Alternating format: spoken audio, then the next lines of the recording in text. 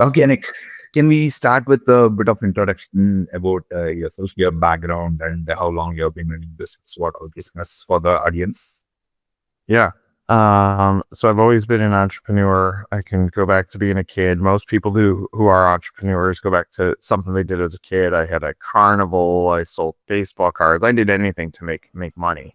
Okay. Along the way, I got into journalism, sports journalist, into an internship with Rolling Stone magazine, where I ended up traveling the traveling the country with Ryan Wilson and Paul Simon. And I was like, ooh, I'm going to start a music magazine. Okay. Did that. No money in that. Failed in the sense that I couldn't figure out the pathway to driving funds. Took a job in marketing. At that company, I said I want to be a business partner in their company. The owner said, unless you have my last name, I will not have you as a business partner. I said, well, what if I come up with an idea that can impact your business? The second idea was it was a manifesto called How Social Media Will Transform the Agency World. This is 2007. And I was testing things out on MySpace and Friendster, trying to use it for business acquisition, which at that point wasn't designed that way. Pitched it to my boss. He said, it's a fad. I quit my job. I broke up with a girlfriend. I moved to Atlanta, started our company in 2008, and have been running it ever since. So you've been an entrepreneur for nearly 2 decades. Oh. Nick, I know that you have put a lot of sweat and effort in building your businesses. But do you think scalable businesses can be built by a single person, or we always need a team to scale? What is your point of view? You absolutely need a team to scale. So the way that I would put it, I would say tremendous visions, but a vision is only as good as those that can put it to work. So if I said, well, my vision is to have a condo built on the moon, you'd be like, wow, that's pretty cool. The problem is, where am I going to find people that can do it? And so where I think businesses fail is sometimes the idea is great. The gap ends up being, are you willing to invest in the people that can actually do it? Like, if I want to build a condo on the moon, I better go figure out a way to get Elon to quit everything and come work with me. It won't happen. And so I think that ends up being the gap between a great vision and what is possible is, can you align the people? Do the people even exist with those capabilities? And then can you operate it to actually go have the outcome that you want? Very well stated, Nick. So, how long your employees have stayed? I mean, the oldest employee, how long they have been with you? Well, technically, my wife was an employee. We were together at the time. But 13 years is the longest tenured employee currently. Wow. Okay. So I think that's a big number for the current trend where even expecting people for more than 2 years is becoming more and more challenging, right? This for 13 years of mine, I think that's wonderful. Yes. So, I'm sure you would have given a raise to that person over the last 13 years, and comparing the salary of he or her 13 years back and now, it would be tremendous difference, right? Do you think they also provide that much value to justify such a huge increase? Or how do you the salary has grown? How do you also make sure you get more value from them, so that I hope you understand my point, right? Yeah, totally. So this is the complexity of business. I'll put that one to the side and talk more broadly. I don't know that staff is meant to stay that long. Right. I think business partners can. And so there's got to be a moment where there's a turn mentally on impact to business. Because what happens, and if you see great disappointment of people in their 50s or 60s, they're like, I gave this company everything that I could. And the company is like, right, but we've outgrown you. And so it's such a weird thing because companies definitely want loyalty. Companies don't like looking. Like I looked at a resume from a recruiter yesterday, and the person had stayed no jobs for over 2 years, most jobs under a year, and the recruiter's like, "Oh, but this is a great candidate." I look at it and say, "No, they're going to be with us for 8 months. We're going to spend a ton of energy training them. We're going to devote personal attention, and they're going to quit." But I do think like it had like at some point, let's say a long tenured employee, a good target is a 5-year run. Maybe that's the new forever. At that point, the employee has to reinvent themselves to then say, basically like they're re-interviewing for the job to say, here's what my impact can be for the next 5 years. And so if an employee breaks it down in sprints, I think it can have tremendous impact back to the business. If they don't, then they risk the business outgrowing them. And then what happens is there's going to be a tremendous amount of frustration on both sides because the employee is going to start checking out and saying, man, the company's not taking care of me. I'm only going to do this much work. And the employer is going to say, man, they're not as good as they used to be. And they're going to try, a good employer is going to try shaking them and saying, hey, wake back up. You got a chance here. Figure out the pathway. A bad employer might just say it's not gonna work. But again, like it has to be a two-way street. So flash forward, you take an employee that started with you in year 1. Now they're approaching 15 years. Is the value there? It has to be. And when it isn't, then there's going to be just uncomfortable, toxic behavior on both sides because employer is not going to feel there's value and employee is not going to feel valued. And they're both going to be looking at each other, say, but I was loyal. And it's in like this weird place of chicken of who's going to make the next move. And that's the hard part of business is, longevity, I think, has to be measured in sprints, and then reinvention has to happen every 5 years. Perfect. I love the way you put it. So in fact, I can completely relate. So even for our hiring manager, the rule I say is like, no matter how good the resume is, if they keep jumping every 1 or 2 years, don't even bring the resume to me. Don't even waste interviewing that. No point in doing that. I'm glad to hear that more businesses follow that. Nick, basically the idea is to, I think Bala would have given you a context of this book, which he's writing. So the primary aspect, the one line is that he has been, over the period of the past 10, 11 years, he has been able to build a company with a retention rate of 95%, which is crazily high for this particular industry, where the industry standard of retention rate has been around 70%. Right. So in this book, we are looking at 2 kinds of insights from you for this particular book. One, from a perspective of an entrepreneur, your various perspectives on the retentions and the associated aspects, so that we can share it as voice of the entrepreneurs under that section.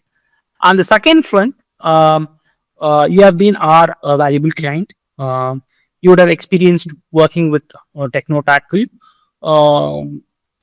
And we just want to understand if there is something different that you have felt working with Techno-Tackle, and does it correlate with us retaining the people? So these are the 2 aspects in which we would like to understand, so that would be included under the section benefits that client derive out of our retention. Yeah, if that I'll give you a statement that I think might be valuable for framework. And I know this is reported and kind of on the record, but I'm going to say this, Bala. When I met you, you set my expectations. Part of your team sets my expectations. Part of your team does not. Like if I'm evaluating the 2 people that are on there, one is spectacular and one is not. But the reason I'm still engaged is because I know you're there. And I think that's a critical aspect of customer relations that keeps customers a long time. Like, I can't be on every client at all times. And they might not be happy with the people that they have at all times. But as long as they know that it's still my vision and it's still my execution, it buys time. Now, the risk to business long term is continuing to find those blind spots and correct them, because your way of doing something and my way of doing something, if we let accounts, we would have it, they would grow significantly. It would be fantastic, but you can't scale a business with a founder or a CEO. It's got to scale the level down. And so that next level becomes so critical to improving and training and growing, that they need the visibility. Probably the middle managers need the visibility to the top more than anybody, because they are, whether the bottom, you'll have people, I'll say this, like Revenue, fantastic. But I can see, like, she carries her own weight and her own, she's a self-starter mindset. She doesn't need someone to lead her. That's hard to find. So that's a lucky position. The middle manager, the project manager, has to come with following the vision of the CEO. Because if you don't get lucky on the bottom, then it can create some uncomfortableness for the client. So for me, I know that you're always watching. And that's what I need, and that's the perception that I need. And then the next level of client and customer service is just a dedication to excellence and making the customer feel something special. And that's probably the magic. That's why the Ritz-Carlton is the Ritz-Carlton, and that's why they're the gold standard of customer service, because they've empowered their staffs to make sure that the client is always happy without the CEO of the Ritz-Carlton having to do that work. So I say that because my satisfaction comes from you, not all parts of your team, and knowing that you're invested in the success of our company. That's it. So I'll start asking our questions, other questions we have with respect to retention and your engagement with technology. Nick, from your perspective, in today's day and age, what do you think is the most underrated aspect that is vastly ignored to retain people? Yeah, so if we oversimplify things, and it's evolving a little bit. Someone will leave a job because they don't like their boss. That's usually number one. Number two is it's connected. They can't move up, or they want to move up and they're not being able to move up. And three would be they're not getting the money that they expect. Four, in today's world, and COVID caused this, is that the flexibility doesn't align to their expectations, which I think flexibility ends up being a part of currency in today's world. And so all four of those elements then carry currency for how an employee feels perception or not valued within an organization. So if you take those four, you can pretty much see when someone leaves, well, why did they leave? Boss, promotion, raise, or flexibility. And if any of those levers start dipping, or two of those levers start dipping, they end up being at risk. Now, on the employer side, they might look at it and be like, I'm okay with it. And so the question that an employer needs to look in the mirror every day needs to say, if this person were to quit, am I okay with it? And if the answer is yes, that creates a guiding principle of, one, you probably don't have the right person, or the person is in the wrong seats. Or you need to, as a business, you need to start looking to recruit the replacement for that employee. And from the employee side, if you want to make more money and you want to get promoted and you want more flexibility and you want to be the boss, you got to look at those categories and say, how am I providing that back to the company? And so the retention ends up being a two-way street. Now I'm at topic of, like, the employee that hasn't been with a company for, will take a year or less in today's world, and the resume shows flip. If I'm advising the employee, if they're going to take another flip, only flip if you're willing to commit. Because what happens over time is your resume ends up being your track record. And if your track record shows that you are willing to switch jobs, quit fast, then the odds of you getting the role that you want. We actually had a boomerang the potential boomerang employee, someone that left us years ago.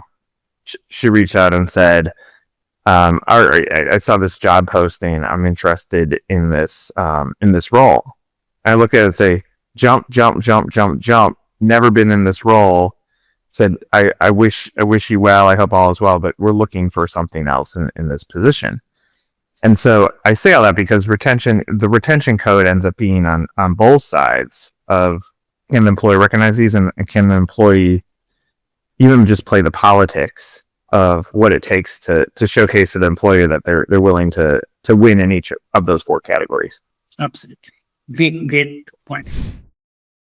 So you mentioned about the boss not able to move up in the career progression, money and flexibility. So how do you manage these, Nick, as a entrepreneur?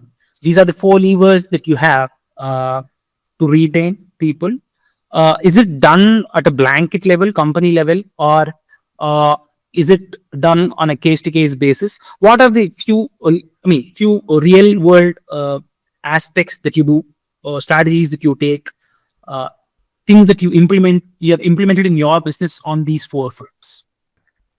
So I'll start with the end, retention or flexibility. COVID obviously reshaped things. Like going into COVID, we had a policy. It was you had a week a quarter to work anywhere that you wanted. You could work from home. You could work from 7 days.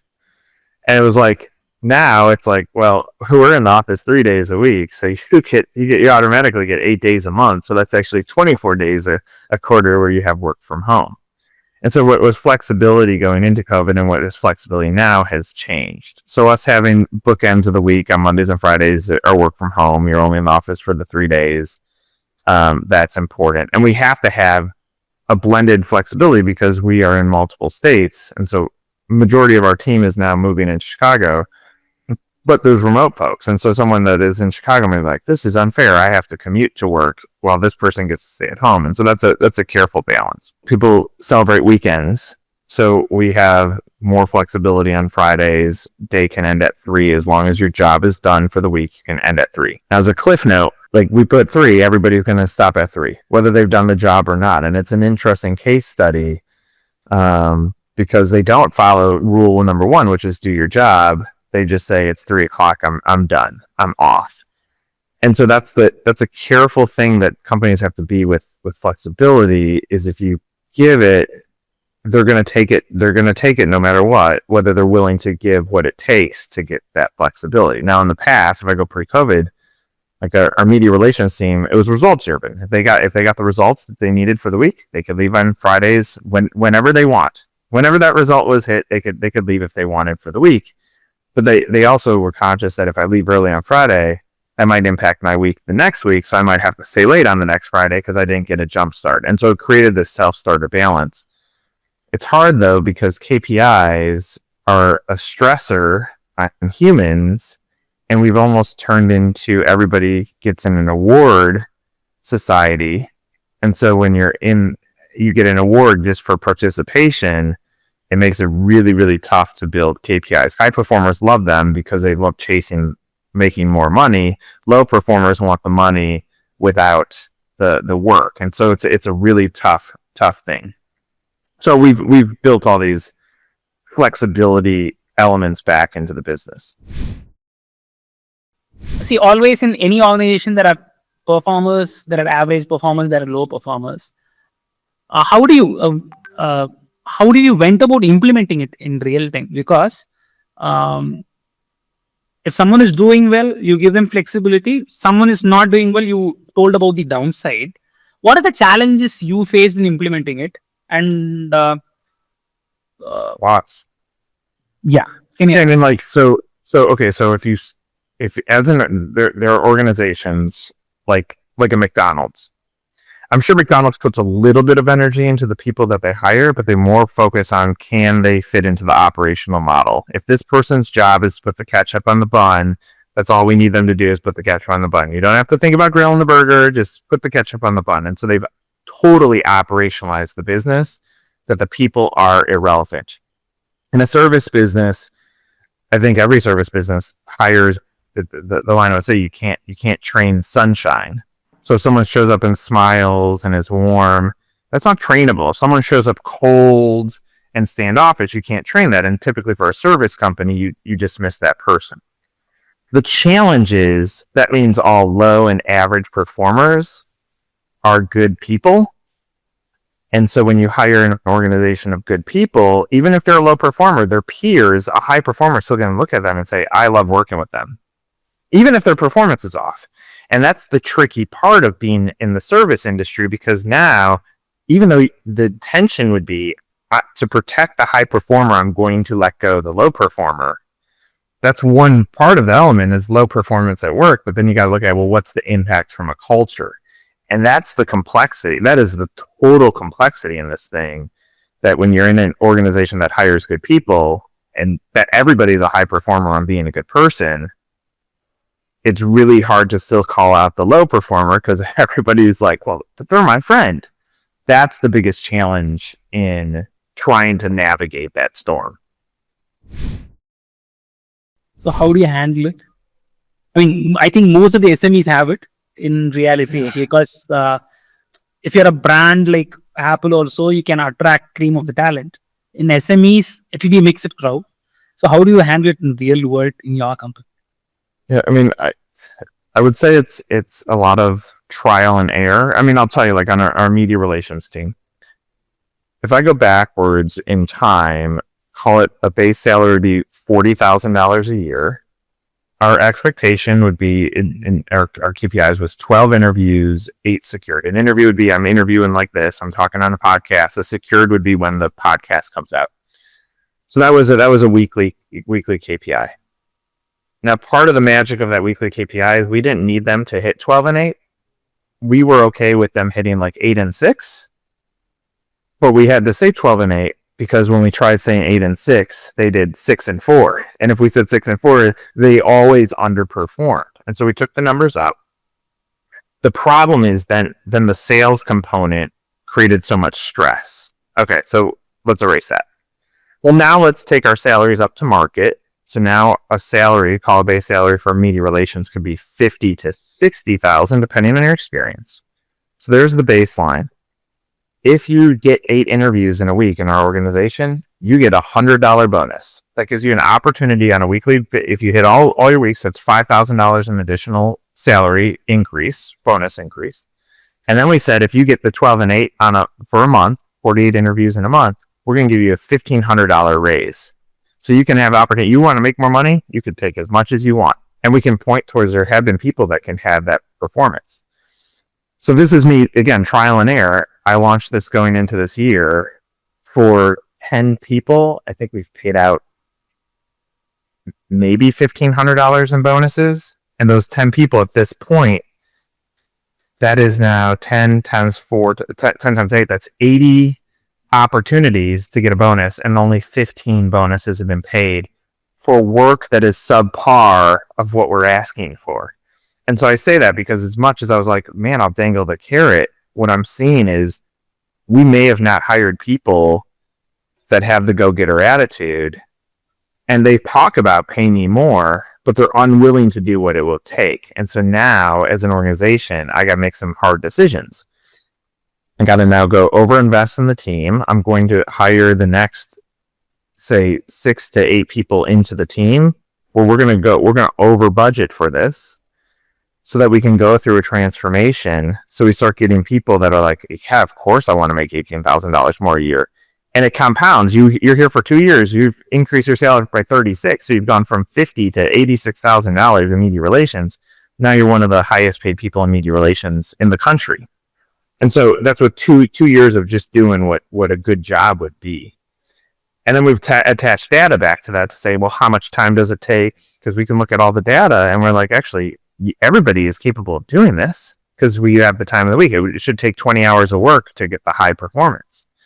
And so it's allowing us as a company to see the insight. It's giving the carrots. But I said trial and error because it is error right now, because if only $1,500 bills have been paid out of an opportunity of 80, that's pretty bad. And that's for not even doing your job. That's for doing less than your job.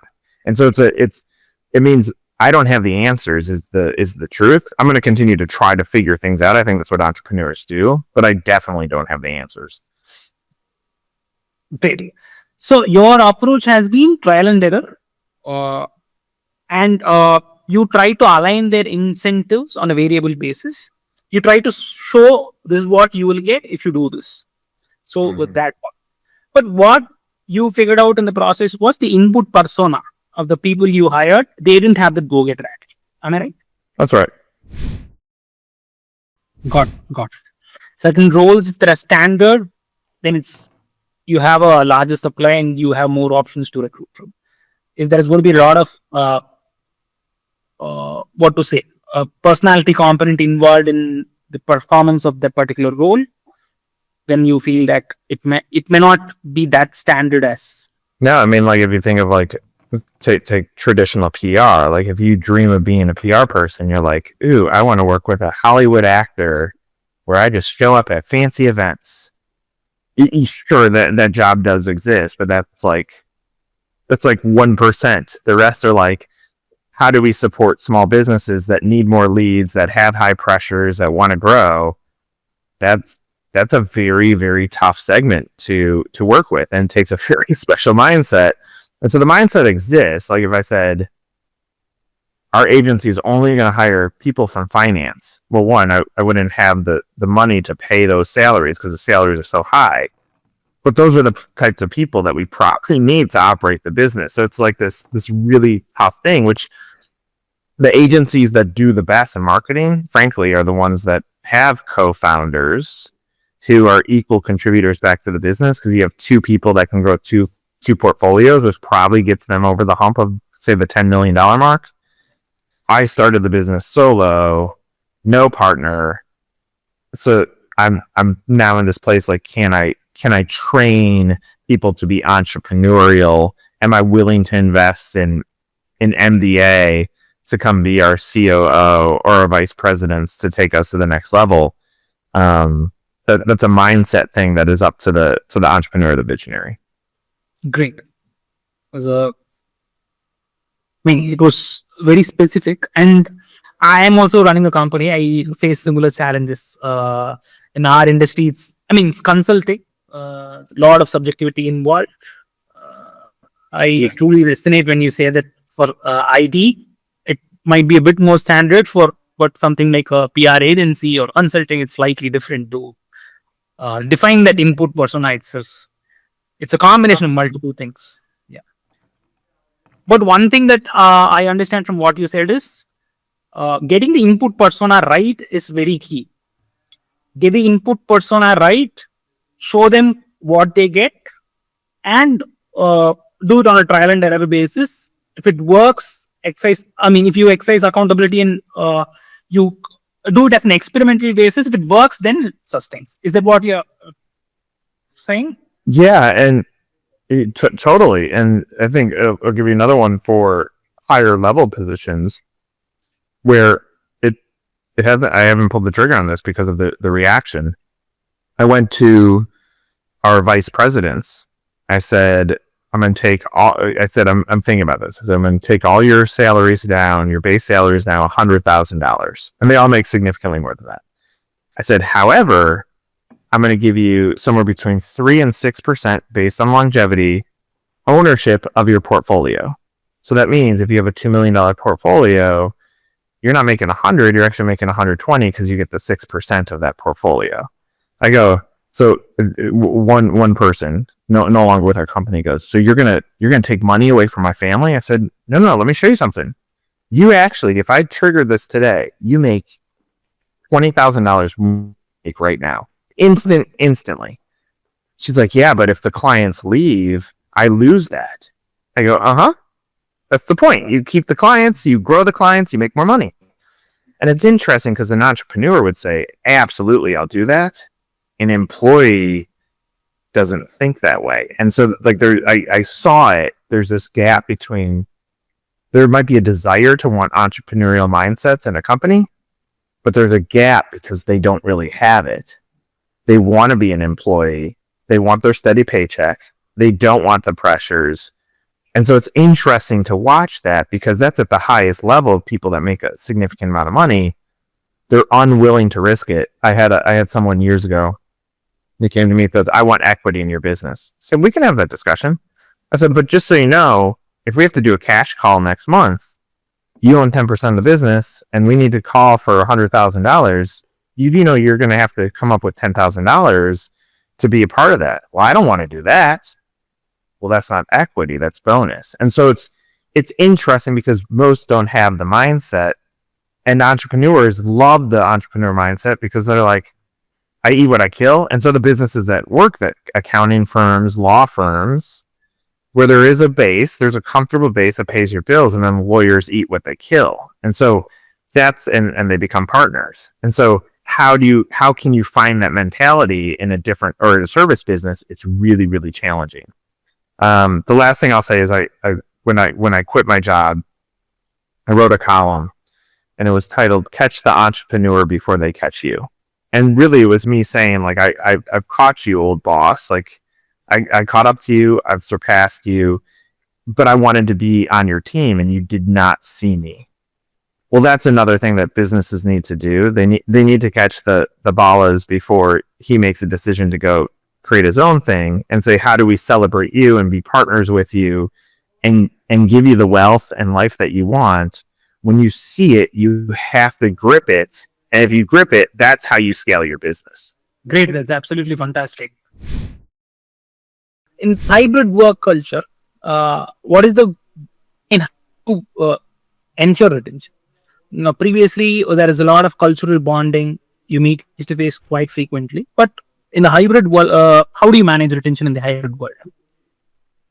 Very, very, very challenging. I think, unfortunately, a hybrid world, it's turned from career to job. A career has other elements of currency, the water cooler coffee talk that happens. That's currency. That's what keeps people.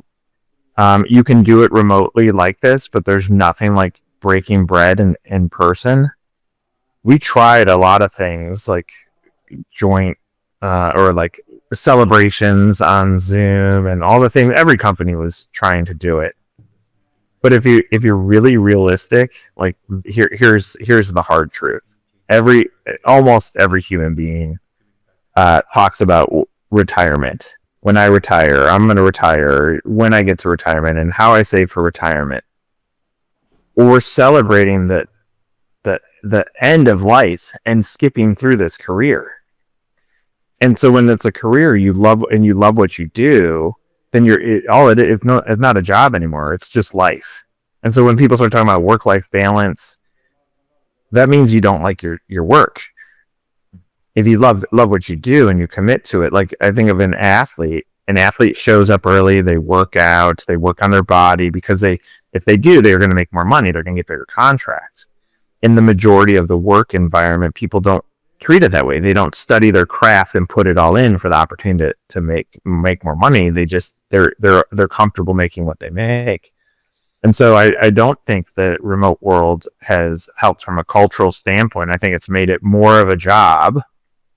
But this is where I think companies have to recognize those that go beyond it. I say this bluntly. I have two guys who right now who come into the office on Mondays and Fridays. Our office isn't even open for that. Like, you don't have to come in, and they come in. Well, I can see they're invested in their careers, which is putting them in front of me, which means they're going to continue to lift up. It's just how it goes. And so there's been a long argument of playing favorites. I think it's okay to play favorites, and favorites are built on those that are high performers. You should be a favorite to your high performer, because those are the ones, going back to what I said, when you look in the mirror and say, if they left tomorrow, would you be upset by this? And the answer is yes. Then continue to find ways to pay them more money, give them more flexibility, move them up in their job, and make sure that they like you as their boss. There's no magic to this, but the cultural side is very heavily impacted by the remote culture, because I think it's mostly jobs now. Great, Nick. So I think, thank you very much. We had a wonderful, I'm sure we got a lot. Thanks a lot, Nick. It was absolutely fun. Yeah, if you guys have more, just reach out. I'm happy to help any way I can.